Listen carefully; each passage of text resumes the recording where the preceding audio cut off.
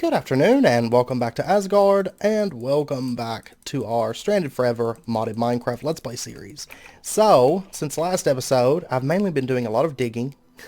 I need to upgrade my tools, by the way, to manual at some point. Once we automate netherrack, I will, but at the moment I just don't care to be bothered with it, if I'm being totally honest.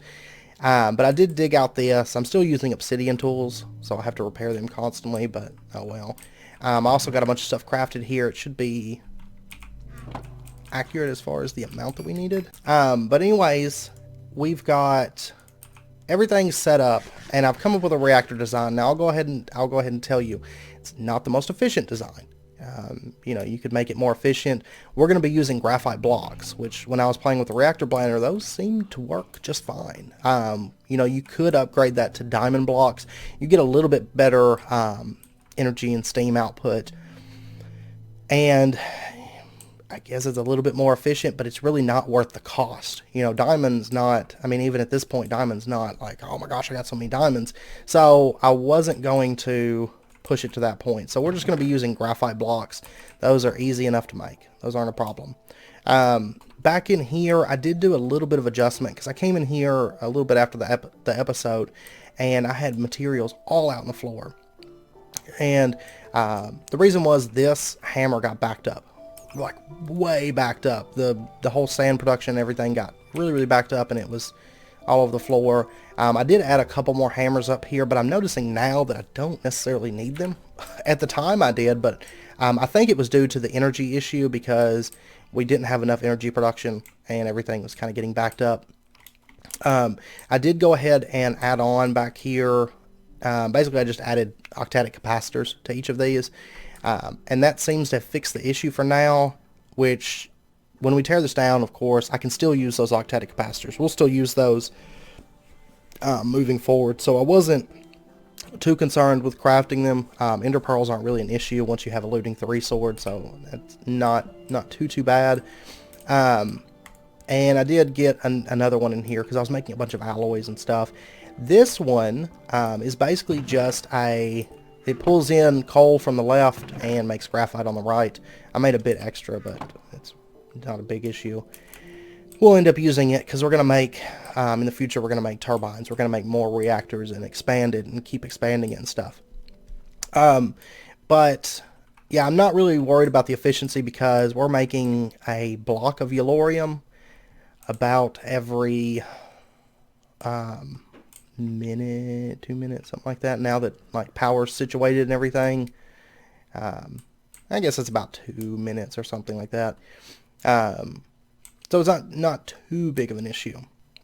But anyways, up here, I did move our coke ovens and our blast furnaces over, and we're making that stuff, making steel and making coal coke. Over here, the base looks like crap right now. I apologize because actually this is episode 10, so there will be a world upload for this. And I will post, once I get it up and everything, I'll post it in the description. So if it's not up when this video comes up, you know, check back in maybe a couple hours. If you watch the video like as soon as it comes out, just check back in a couple hours or something, and I'll have links for the post for the world upload. And yeah, this place is just, it's basically just all torn up. it's a major mess. And there's a lot of things. I did go through and get some of the metals and things like that pulled out. Like I said, these ex nihilo ones won't go with the, you know, the other ones. And so those are just kind of laying around. This one's pretty well cleaned out.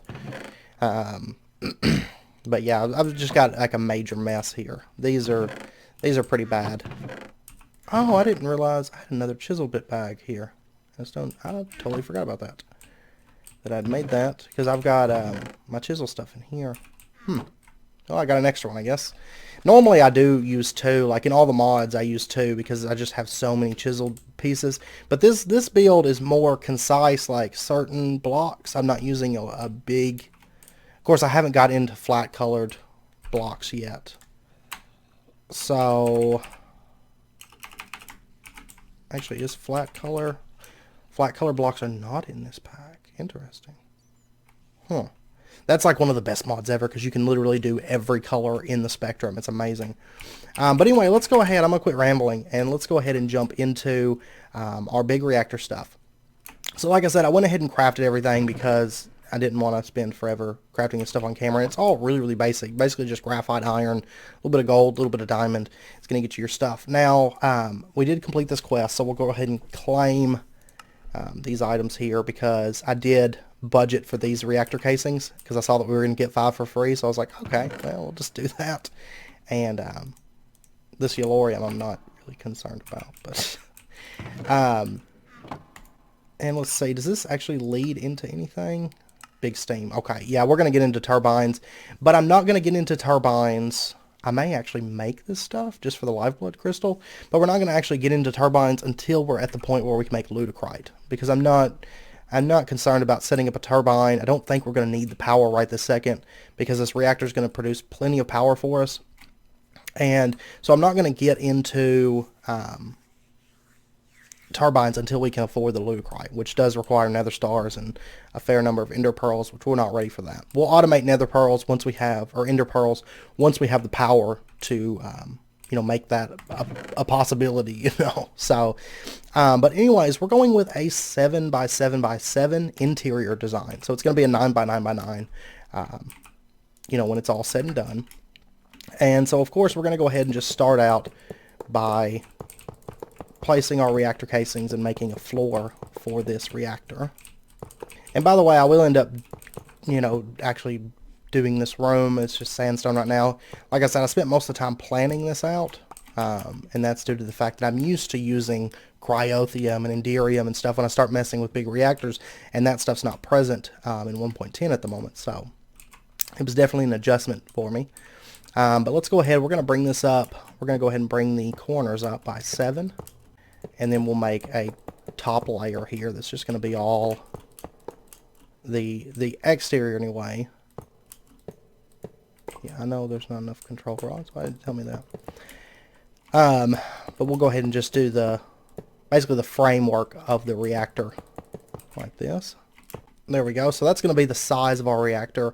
And like I said, whenever I was planning it out, I was fairly happy with the amount of output, like power output that we were going to be getting from this, and steam output and everything. Like I said, you could make it more efficient if you wanted to go diamond or, play around with it, but I'm not really concerned with how much Yellorium it's eating up. As long as it meets our, our power needs, then I'm happy, because and this one will produce plenty of power for us, so I'm happy with it. But we'll go ahead and put our control rods. Of course, these go at the top of your reactor, and we're basically just doing a checkered pattern is how we're going to lay these out. So it's going to be checkered with reactor casings and reactor control rods at the top here. So, and there's no liquid in this because when I was playing around with it, of course, with the reactor planner, you can't play around with any liquids other than ones that aren't present in 1.10.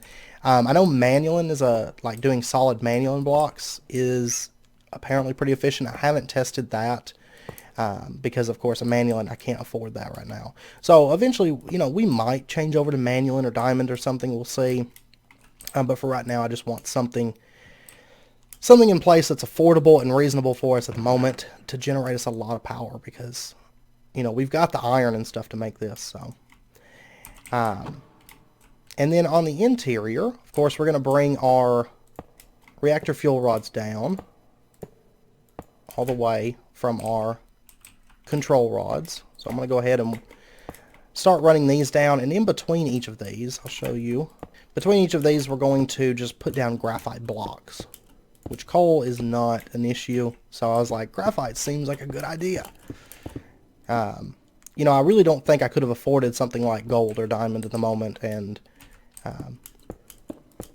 honestly the power difference between graphite and gold, or graphite and diamond, just really wasn't worth it, because even playing around with it, even if I was pumping more fuel into this with the diamond blocks, it's still, it was only like 4 or 5,000 millibuckets per tick more of steam, which I'm mainly planning this for steam. We're going to start with a passively cooled reactor, and then down the road, once we can afford turbines, we'll upgrade it to actively cooled. So, okay, so there we go. So we've got this reactor. Honestly, I think it looks kind of cool, if I'm being totally honest.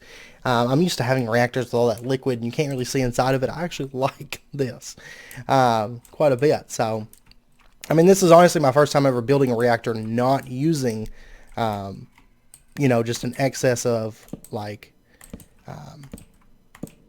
cryothium and enderium and all that good stuff. Destabilized redstone. And so, it's definitely been an adjustment here. And then we're going to go ahead and do our reactor controller. We're just going to put it, we'll put it like right here, I think. And, oh, I've already got reactor casings on me. And then, of course, we've got to do reactor access ports, redstone flux power taps, and also a redstone port. So that it'll, basically, I don't want it to shut off whenever our power, like, banks and stuff get filled. Right now I've just got a measly little 6 capacitor banks. So I think I've only got like 14 ender pearls left over, and I don't want to just blow those on vibrant capacitor banks. And so right now, I mean, our power needs really aren't going to necessitate a reactor of this size. But when I'm running this, I don't want it to just totally shut down because, of course, it has a warm-up period with the big reactors. So what I want it to do is I want it to just basically change the control rod insertion whenever it reaches a certain power threshold, which is basically the capacitor banks are filled. If something happens and the capacitor banks get filled, I want it to adjust the control rod insertion. So anyway, give me a second. I'm going to kind of design this out with reactor casings and reactor glass and all that. And figure out how I want to lay this out and everything. By the way, I wish Pocket Crafter was in this pack. Since we don't have like the assembly halo from Britannia, Pocket Crafter would be wonderful. But let's go ahead and make some of this reactor glass. You can make this with just a reactor casing and some glass for each of these. So I'm going to go ahead and make a couple stacks of this. Speaking of which, we are going to have to make a cobbleworks. Like, I wanted to get power under control because power is where we were suffering. Because that lava generation, I mean, the lava generation is good and everything, and it's good for, what we have going right now. But I can't, my hands are tied as far as moving forward. Until we got power sorted, I couldn't move forward into applied energistics. I couldn't move forward into, like, a lot of automation or cobbleworks or anything like that until that was sorted. So cobbleworks is next up on our list because... I just did the glass pretty much like I did the coal or the graphite. I threw it in that little, just cook all this crap system and got that stuff sorted out. But there we go. So we got a reactor. Haha, I just formed the multi-block. But right now we don't have our actual power taps and stuff plugged up. So I actually didn't budget these. I could have cut back like 5 reactor casings. So like 1 craft of them. But we'll go ahead and put one of our power taps right here. And then we'll put the other one, I guess, on the other side. Basically, that's going to feed out. For now, these reactor power taps are going to be temporary because eventually we're going to change it over and start, producing steam with the reactor and then outputting to turbines. But for now, we need RF power, so we're just going to send it like this will be this wing of rooms, and this one will be this wing, which there's nothing on this wing right now, so I'm not going to set too much up over there. And we'll go ahead and put right now we'll just put our redstone port here, which eventually this is going to go probably on the back. But since, like, right now I'm only, messing around with that side of the building, so my capacitor banks are all going to be over here, and so it's just going to be more of a centralized, easier setup to start with, and then, we'll change it in the future. And then our access ports, let's go ahead and I'm thinking, yeah, we're just going to do top for the output and input. Now we can change, we're going to change one of these over. We'll say this front one's going to be input, and then this back one is going to be output. So we're going to go ahead and switch it over to the blue side, which basically it's going to input yellorium on the input one, and then the output is going to output plutonium. So it's a byproduct that's going to be created with the reactor. It's not 100%, all the time. But you're going to get quite a bit of plutonium, so you do want to go ahead and set that up.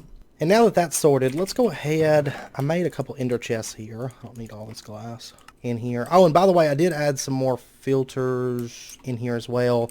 Basically, I didn't have titanium alumide from this one. This does produce, has a chance, oh my gosh. So this is what I'm dealing with right here. This one does have a chance to produce titanium alumide. So I didn't have a filter set to this chest on the light gray, so I did have to add that. And I also had to, I had forgotten to whitelist compressed sand, so this was just building up with compressed gravel. And I was like, oh no, this is all wrong. I wasn't getting like any dust or anything, so I had to get that sorted as well. Okay, so our Yellorium is right there. And so for right now, we're just going to set up our ender chest like right here. We'll change this over once we get an AE system and everything's a little bit more sorted. And I am going to need a filter. Let me go get one of those. And you know what? One thing that we haven't made that we probably do need to make is a drawer key. I don't know why I haven't made one yet. So basically the way these work, let's go ahead, get that, and we can just right click to lock these drawers. And then let's say like all the iron got pulled out of one, it wouldn't erase that. So it wouldn't allow other things to get put in the iron's place. It would just wait till it got more iron, you know. So basically this is going to always contain these blocks because we don't want to start pulling out the Yellorium and actually empty it out and then it start throwing like something else in there, you know. So we'll go ahead and set this up. We're going to say you can extract, but you're going to have a filter and you're only allowed to extract Yellorium ingots because we don't want blocks and all that stuff getting pulled out. Go ahead and say always active. We'll insert, and so that's going to start filling this, whoops, that's going to start filling this chest up with Yellorium. And that way we don't have to worry about running a bunch of item conduits. Item conduits are not the cheapest thing, so I'm trying to be somewhat sparing with them. Ender chests really aren't that bad. And we'll go ahead and bring this back and tell it to insert, extract always active, and then we just have to color it. I was like, oh wait, where's all the Yellorium? There we go. So Yellorium is going to start getting pulled out. It's going to be inserted into this reactor. And you'll notice that it's becoming like a liquid form, and it's filling up these rods with Yellorium. So, and it will take a little bit of Yellorium to actually get this thing filled, but you know, once it's filled, that's not terrible.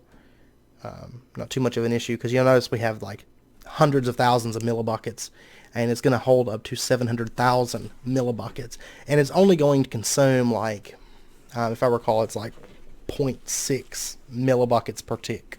Okay, never mind. I was thinking of our steam production. Steam production is a little bit more Yellorium consumption. I think our RF setup is only 0.16 or 1.5 or something like that. Basically, this is overdone for our RF consumption, but I want to just be able to seamlessly change over, you know, once we have the ludicrite and everything, and we're ready to set up our steam turbines. But anyways, it's 100% filled now. Yeah, it's got all 700,000 millibuckets, so it's not going to consume that very much at all.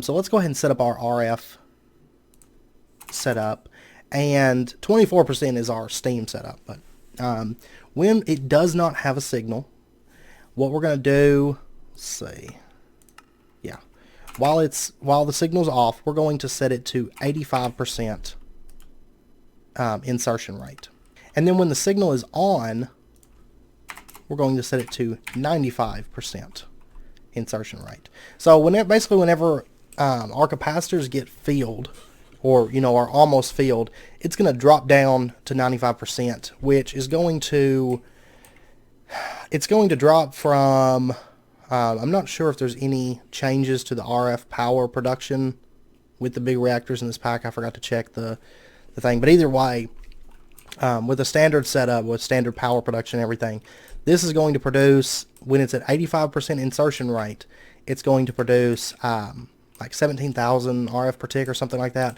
But whenever it goes to 95%, it's going to drop down the consumption of the Yellorium, and it's only going to produce about 5,000 RF per tick. So that way it can kind of keep up with everything that's running, but it's not going to be creating just a ton of excess power.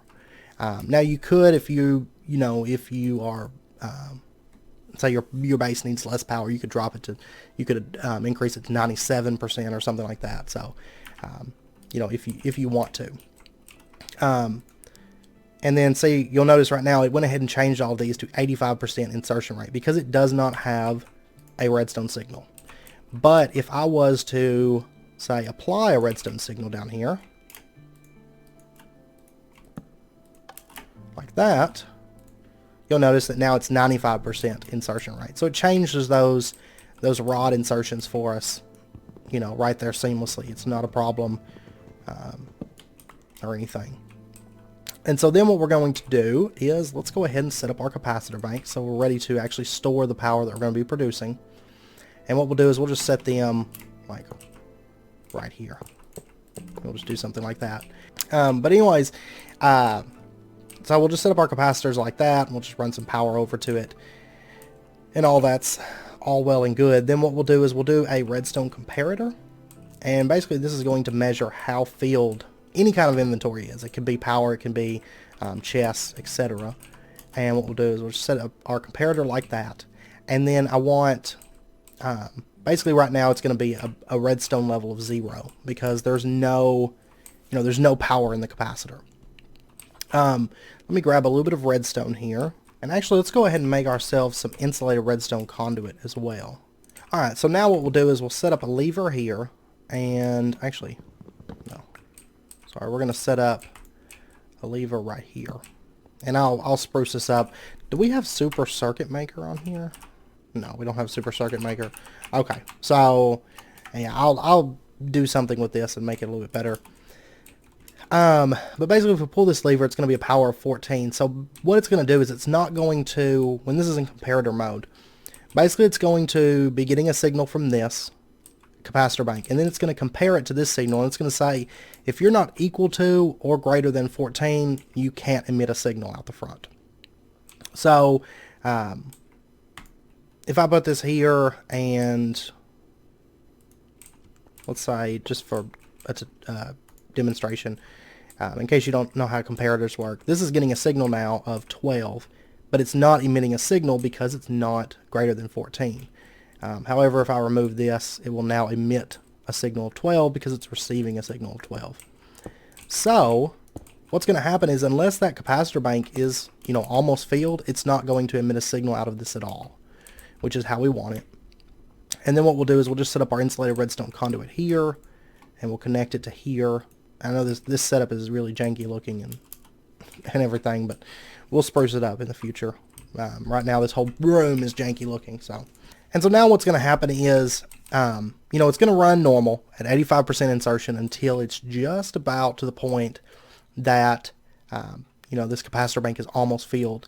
And then it's going to, just adjust that insertion so that it's not just burning through as much, but it's still stable.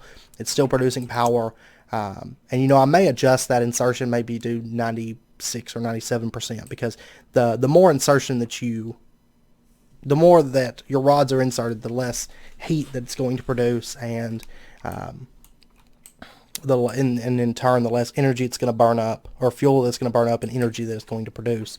So, we kind of just want to tweak that so that it, it's going to stay stable. And then if something was to happen and we had like a sudden need for energy, a big burst of energy usage, then it's going to adjust that and it's going to speed up.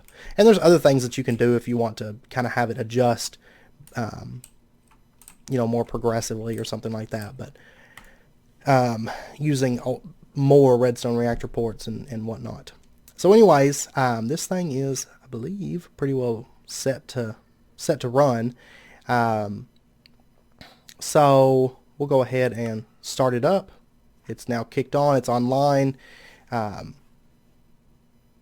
And you'll notice that it's building up power right now. It's already producing 13,000, 14,000, 15,000 RF per tick that's going through. And you'll notice that it's only using 0.15 millibuckets per tick of our yellorium. So that yellorium is going to go like super far in this reactor. Casing heat and core heat are both about 900 degrees Celsius. They're slowly building up. They're not going to go too high. As long as you keep this below 1,000 degrees, 1,000 degrees is where you really don't want to pass that point because you're just going to be burning up fuel just to burn up fuel. You'll get a little bit more energy, but it's really not worth it after 100 or 1,000 degrees Celsius. But you'll notice that the energy buffer is already filled up. This can't pull enough out of that. It's not fast enough. It's capping that out like crazy. But we'll give this a minute. I'll tell you what, let's see if we can upgrade those. Well, yeah, we'll see if we can make some better conduits really, really quick with vibrant conduits. So what we'll do is we'll just do our energetic alloy, and let's go with like, let's just go with like 6 of these for right now. And then what we'll do, let's go ahead and just switch this out, and we'll say, we'll pull out there with the Ender energy conduits, and what we'll do is we'll just connect, because these have a max input of 30,000. Oh, they can actually accept it. I was thinking those couldn't accept that much power. So now it's getting as much as those conduits can pull. You know, it's getting that from there. And you'll notice that right now we've got the 85% insertion, and here in just a second it's gonna, there we go, it just switched to 95%, and that's because this thing, you know, pretty much got filled up. But if we take a look here at 95%, you'll notice that it kicked it down. It's still kicking it down a little bit, but you'll notice that it's only consuming 0.055 millibuckets per tick of our Yellorium, so it did drop that by quite a bit, and it's only going to produce, I believe, around 5,000 RF per tick. Yeah, it's slowly starting to stabilize at about 6.5. So what we could do, I mean, we're not using 6,000 RF per tick right now. We're not, I mean, realistically, we're not. So we could switch this to, say, 96%.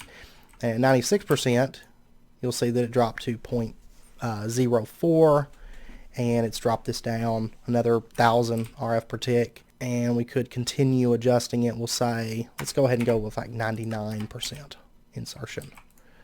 So now it's only using 0.013 millibuckets per tick, and it's going to keep dropping this down. Let's wait for it to stabilize. So it's like 1.29. And another thing that you can do, if you so desire, is you could set up a couple redstone ports and say like an output. So this is all input that I was messing with, but you can actually output a redstone signal, and you could say it's based on the energy amount that is present within the reactor. And so this is going to say, like, you know, maybe once this energy buffer is at 70%, go ahead and slowly, you know, start powering down the reactor. Because what you would do is you would just have your reactor redstone port feed back into a reactor input to change the insertion rate. Now you could also toggle it on and off. I don't personally like to do that because of the fact that it's more fuel efficient in my experience. More so once you have like a full-fledged base. It's more fuel efficient to just change your insertion rate than it is to actually shut down your reactor and then have to turn it back on and wait for it to stabilize and everything. Because eventually, you know, if everything's fine-tuned, it's going to be kicking on and off and on and off, and it's just a waste of fuel at that point to do that. So I'd usually just change the insertion rate. You know, if you wanted to, you could even insert 100%, and it would basically... you know, basically just, it wouldn't be producing any power or consuming any fuel at 100%. So, but it does stabilize, it tends to stabilize quicker than shutting it on and off, you know, turning it on and off. So, I do suggest you do the insertion rate instead of the actual power on it. But as of right now, of course, this energy is not actually going anywhere, so it's basically just burning up fuel now. It's not burning up much, but it is burning up fuel. But it's not much. And so basically, to move our power, I'm probably, at least for now, I may go with a dimensional transceiver. It's a little bit expensive. We're going to get the slice and splice and all that. So we'll mess with those maybe next episode. Because my base is very large scale. That's one thing I always run into is, you know, I have to actually take into consideration how I'm going to move my power, because my bases are never small, so it's never easy. I can't just run some conduits and be done with it. So we may do a dimensional transceiver or something, because I don't believe there's any cables.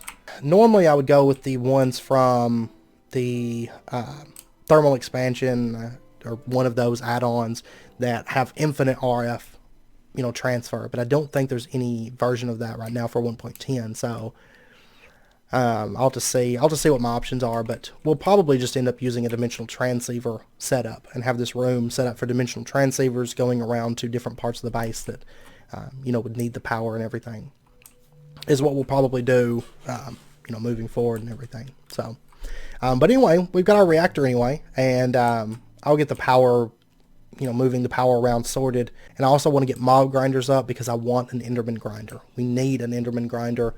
And then soon after that, we'll probably get something set up for wither skeletons, because I want to, like I said, I want to move towards Ludicrite, but we're going to have wither skulls coming in at a good rate to actually afford the Ludicrite, because I'm going to go with like a full turbine, and it's going to be like 30, I believe it's 32 Ludicrite for a full max efficiency turbine. So and then at that point we'll change this over to steam production, which is way better, because like this one reactor here should be able to fuel, I'm not 100% sure, but I want to say around 6 to 8 turbines, full size turbines, I think. But I'll play around with that once it gets a little bit closer to that point. But each of those turbines are going to produce like 26,000 RF per tick. So you're talking, close to 200,000, over 200,000 RF per tick at that rate if we did 8 turbines. So, and like this room, we'll probably build it back a bit more and add more reactors and more turbines and just have major power production back here. And then we might do some more power production setups like off to the side or something, just so that we can touch on them. Maybe do some rocket fuel or something like that, just to do it at this point, because this reactor is producing plenty of power for us at the moment, and then the turbines will be producing plenty of power, way more than what we need. So, but yeah, so it was actually really easy to jump straight into big reactors with the setup for this pack, because Yellorium and production is so easy with this pack. So, but yeah, so anyways, I hope you guys enjoyed it, and if you did, as always, be sure and hit that like button, and go ahead and subscribe if you're not already for more daily videos. Like I said, there will be a world download coming, so just stay tuned for that.